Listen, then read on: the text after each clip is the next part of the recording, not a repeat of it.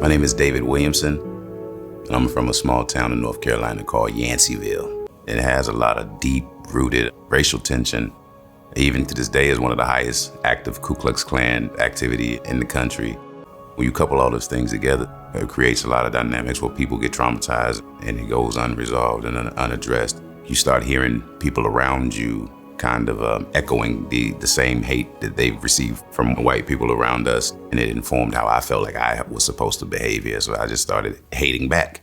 Everything just justified this rigid position and identity as this person that had to fix this racial disparity. I'm leaving work. I feel just like a tingle, like a sting. And I knew that this isn't right. So I drove home, I get there, the fluttering and all of the stinging and all of that stuff is still happening. And now I'm feeling it in my heart. My son's mother, Trish, she's working from home. So I call up to her and I say, I think I need to go to the emergency room. This is not getting better, it's getting worse. We get to the emergency room, I'm kind of lightheaded, I'm walking up.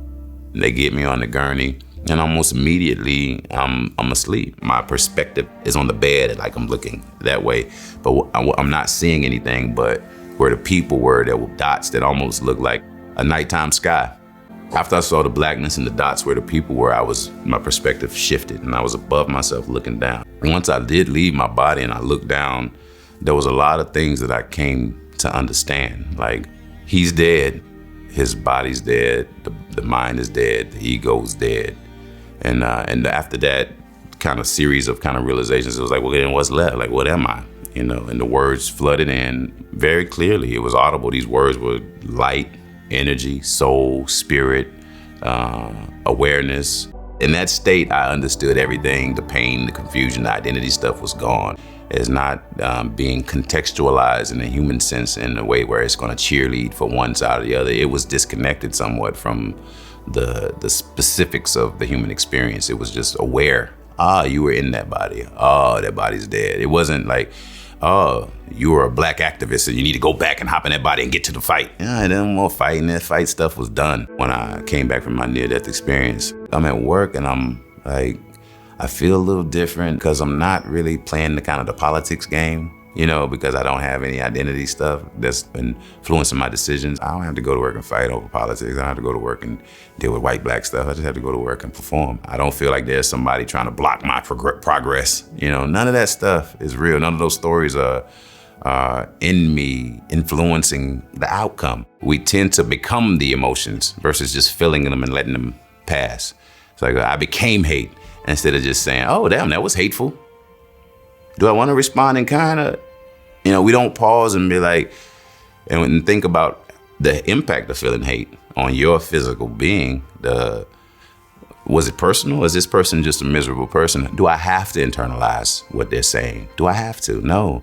But when you're already on edge and you already have these biases, you're ready. You're ready to jump. As soon as the invitation is presented to you, you're ready to respond to it. You may very well be justified in your anger, but you're definitely going to feel justified in your anger, right? But my anger killed me.